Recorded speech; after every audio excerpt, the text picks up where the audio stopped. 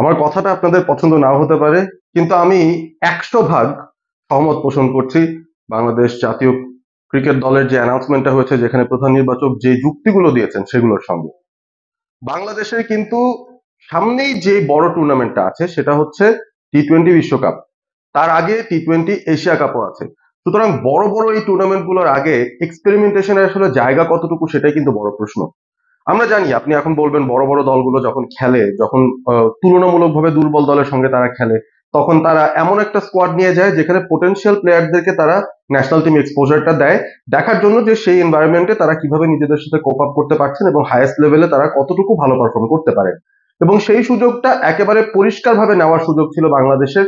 ইউএইর সঙ্গে যেহেতু দুটো টি-20 ম্যাচ রয়েছে বাংলাদেশের ইন্টারন্যাশনাল ক্রিকেটের সামনেই, তো সেই জায়গাটাতেও বাংলাদেশ আসলে কোনো ঝুঁকি না নিয়ে পাকিস্তানের জন্য যেই স্কোয়াডটা তারা চিন্তা করে রেখেছিল, 15 সদস্যের স্কোয়াড জাতীয় দলের, সেই স্কোয়াডটাকেই ইউএই তে পাঠাচ্ছে, যারা প্রথমে দুটো ম্যাচ খেলবে ইউএই এর সঙ্গে এবং তারপর পাকিস্তানের সঙ্গে 5 ম্যাচের টি-20 সিরিজে যাবে।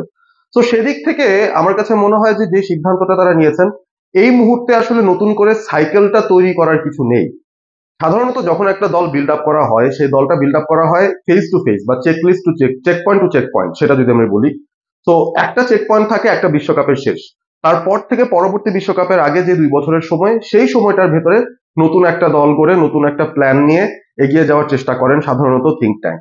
তবে এই যে সময়টা আছে, যথেষ্ট সময় আমার কাছে মনে হয় নেই যেখানে এক্সপেরিমেন্ট করা যাবে। সুতরাং সেই জায়গা থেকে বাংলাদেশ ক্রিকেট বোর্ড যে সিদ্ধান্তটা নিয়েছে, নির্বাচকরা যে দলটা আসলে গড়ে দিয়েছেন কোচ ফিল সিমন্সের জন্য, সেই দলটায় যে প্লেয়াররা রয়েছেন তারাই কিন্তু মূলত বাংলাদেশের গত সময়ের যেই টি-20 দলটা আছে সেই টি-20 দলটার সঙ্গেই তারা ট্রাভেল করেছেন, সেই দলের সঙ্গেই তারা ছিলেন। অর্থাৎ বাইরে থেকে একেবারে নতুন মুখ কাউকে সেভাবে করে নিয়ে আসার পরিকল্পনাটা শুরু থেকেই হয়তো ছিল না, কারণ এখন আমরা একটা সাইকেলের মাঝপথে আছি।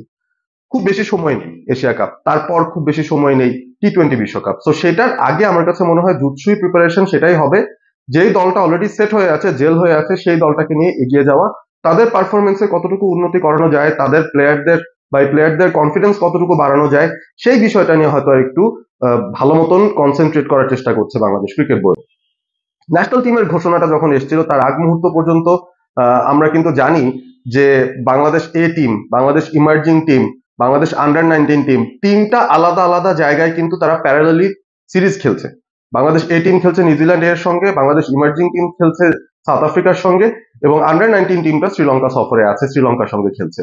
সুতরাং এমনিতেই কিন্তু সব যে খেলোয়াড়রা রয়েছেন বাংলাদেশের পাইপলাইনে, তারা বিভিন্ন ভাবেই ছড়িয়ে ছিটিয়ে তারা কিন্তু ম্যাচ খেলার সুযোগ পাচ্ছেন, ম্যাচগুলো খেলছেন। এবং সেই জায়গা থেকেও খানিকটা লিমিটেশন আমার কাছে মনে হয় ছিল ন্যাশনাল টিম সিলেকশনে, যে তারা এ কারণে হয়তো ভেবেছে যে খুব বেশি নড়াচড়া না করে যে দলটা এই 1-1.5 বছর ধরে অন্তত স্টেবল ছিল, সেই দলটাকেই তারা আবারও নিয়ে যাচ্ছেন পরবর্তী টুর্নামেন্টে, বা এই নেক্সট 2026-এর যে টি-20 ওয়ার্ল্ড কাপ আছে সেই টি-20 ওয়ার্ল্ড কাপকে টার্গেট করে। তো নতুন যে পরিবর্তনগুলো হয়েছে সেগুলো নিয়ে কথা বলা যেতে পারে। লিটন কুমার দাস, তিনি বাংলাদেশের ক্যাপ্টেন নিযুক্ত হয়েছেন টি-20 2026 ওয়ার্ল্ড কাপ পর্যন্ত। সেটা কিন্তু চমৎকার একটা মুভ আমার কাছে মনে হয়, কারণ এইটা নিয়ে প্রায় প্রতিদিনই আমি দেখছিলাম সোশ্যাল মিডিয়ার কন্টেন্ট ক্রিয়েটাররা তারা কিন্তু প্রতিদিন ডেইলি ভিডিও বানাতেন। যে আজকে ভিডিও বানাতেন তাসকিন ক্যাপ্টেন, পরদিন বলতেন লিটনেরও সুযোগ আছে, তারপর দিন বলতেন তাওহিদ হৃদয়ের একটা ভালো সুযোগ আছে, তারপর দিন বলতেন তাসকিনের একটা ভালো সুযোগ আছে। তো সবার সব জল্পনা কল্পনাকে একেবারেই থামিয়ে দিয়ে বাংলাদেশ ক্রিকেট বোর্ড তারা জানিয়েই দিল শেষ পর্যন্ত যে লিটন কুমার দাস তিনিই লিডার, তিনি লিড করছেন দলটাকে। এবং এটা একটা ভালো মুভ, একটা পার্মানেন্ট মুভ। নাজমুল শান্তকে সরিয়ে দেওয়াটাও একটা ভালো মুভ আমার কাছে মনে হয়েছে, কারণ তিনি টি-20 সার্কিটটায় খুব একটা ভালো পারফর্ম রিসেন্ট টাইমে করছেন না। এবং এর আগেও বেশ কয়েকবার আমরা তার মুখ থেকে শুনেছি যে তিনি আসলে ক্যাপ্টেন্সিটা করতে পছন্দ করেন ঠিকই, তবে যদি ক্যাপ্টেন্সিটা তাকে ছেড়েও দিতে হয় সেটা নিয়ে তিনি খুব বেশি একটা বদার্ড না। অর্থাৎ ছাড়লেও তার কোনো সমস্যা নেই। সেই জায়গা থেকে আমার কাছে মনে হয় না যে কোনো ইউনো ব্যাকগ্রাউন্ডে কোনো ধরনের আক্রোশ থাকবে তার, কিংবা টিমের ভেতরে কোনো টক্সিক এনভায়রনমেন্ট তৈরি হবে, সেরকম কিছু হওয়ার সুযোগ সম্ভাবনা নেই। এবং আমি দেখছিলাম যে খুব পজিটিভ একটা মুভ শান্ত নিয়েছেন। লিটন ক্যাপ্টেন হওয়ার পর লিটনকেই উদ্দেশ্য করে শান্ত একটা পোস্ট দিয়েছেন, তাকে কংগ্রাচুলেট করে আস নিউ ক্যাপ্টেন। সেটা কিন্তু একটা পজিটিভ ইঙ্গিত, আমার কাছে অন্তত তাই মনে হচ্ছে। এবারে আসি স্কোয়াডটাকে নিয়ে। 15 সদস্যের স্কোয়াডে কারা কারা আছেন, কারা কারা নেই, এবং যারা রয়েছেন তাদের মধ্যে কি পোটেনশিয়ালিটি আছে, কাদের দিকে আমরা আসলে তাকিয়ে থাকবো এই পুরো সিরিজ জুড়ে, এবং বাংলাদেশের টি-20 ফিউচারটাকে যারা এগিয়ে নিয়ে যাবেন সামনের দিকে, সেই সব খেলোয়াড়রা অন্তত এই স্কোয়াডের ভিতর আছেন কিনা। আমার কাছে তো মনে হয় আছেন। পারভেজ হোসেন ইমন আছেন, শামীম হোসেন পাটোয়ারি আছেন, নাহিদ রানা আছেন, তানজিম সাকিব আছেন। এই যে ৪টা ৫টা খেলোয়াড়ের নাম বললাম, সেই সাথে শেখ মেহেদী, যিনি এই মুহূর্তে দলের ভাইস ক্যাপ্টেনের দায়িত্ব পেয়েছেন অন্তত ইউএই সিরিজটার জন্য। তো এই ৪ জন ৫ জন ক্রিকেটারকে আপনি কিন্তু একেবারে চোখ বন্ধ করে বলতে পারেন যে তারা টি-20 স্পেশালিস্ট। বাংলাদেশে যদি টি-20 স্পেশালিস্ট থেকে থাকে, এই ৪-৫ জনই টি-20 স্পেশালিস্ট। সেই ৫ জনের জায়গা হয়েছে স্কোয়াডে। এছাড়াও বাদবাকি যারা আছে তারা এক্সপিরিয়েন্সের ভিত্তিতে জায়গা পেয়েছেন, যেমন নাজমুল হোসেন শান্ত। সবচাইতে আলোচিত বিষয় সেটাই যে শান্ত কেন স্কোয়াডে আছেন, শান্ত কি ডিজার্ভ করেন কিনা। বিপিএল এও তিনি যখন খেলেছেন তখনও কিন্তু তিনি ফরচুন বরিশালের হয়ে রেগুলারলি গেম টাইম পাননি। তার আগে এনসিএল টি-20তেও তিনি বেশ কিছু ইনিংস খেললেও পুরো টুর্নামেন্টটা তিনি আসলে খেলার সুযোগ পাননি, কারণ ইনজুরি থেকে তিনি ব্যাক করছিলেন। এরপর অবশ্য কোনো টি-20 টুর্নামেন্ট হয়নি, টেস্ট ওয়ানডে হয়েছে। সেখানেও শান্ত মোটামুটি নিজের মতো কিছু পারফরমেন্স দেওয়ার চেষ্টা করেছেন। তবে যেহেতু ক্যাপ্টেন্সিটা ছেড়েছেন, ব্যাপারটা এরকম ছিল যে শান্ত কি আদতেই এই দলটায় থাকতে পারবেন কিনা বা স্কোয়াডেই আদতে তার জায়গা হবে কিনা, সেটা নিয়ে একটা প্রশ্ন ছিল। তবে যেহেতু তাকে ক্যারি করছে ক্রিকেট বোর্ড, তিনি যেহেতু টি-20 ক্যাপ্টেন্সিটাও সামলেছেন, এবং সেই জায়গা থেকে যখন এগিয়ে যাচ্ছে দলটা, আমার কাছে মনে হয় যে তাকে রেখে দেওয়াটা তাকে আরো একটা সুযোগ দেওয়ার মতো, এবং হি ডিজার্ভস দিস চান্স, আমার কাছে অন্তত তাই মনে হয়।